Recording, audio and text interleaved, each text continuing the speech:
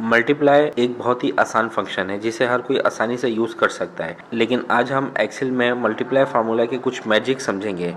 तो इसको देखने के लिए वीडियो को आखिर तक वॉच कीजिएगा। चलिए स्टार्ट करते हैं।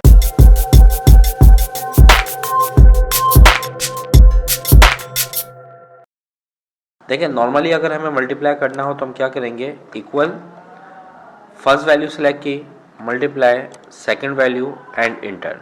ये आपका रिजल्ट आ गया। इसके बाद अगर हमें इन तमाम वैल्यूज़ को मल्टीप्लाई करना है, इक्वल इसको सिलेक्ट किया, मल्टीप्लाई इसको सिलेक्ट किया, मल्टीप्लाई इसको सिलेक्ट किया, मल्टीप्लाई बाय इसको सिलेक्ट किया और इंटर कर दिया, तो ये इन तमाम का टोटल आ गया।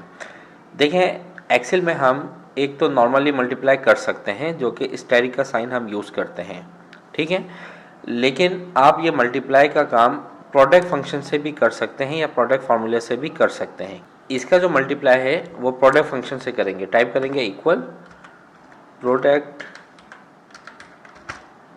ब्रैकेट ओपन और इन तमाम वैल्यूज़ को सिलेक्ट करें, ब्रैकेट क्लोज कर दें और इंटर कर दें, तो ये आपके पास आंसर आ गया 240। और अगर हम मल्टीपल कॉलम्स और मल्टीपल रो में मौजूद वैल्यूज़ का मल्टीप्लाई करना चाहते हैं तो उसके लिए भी आप प्रोडक्ट फंक्शन को यूज़ कर सकते हैं। टाइप करेंगे इक्वल प्रोडक्ट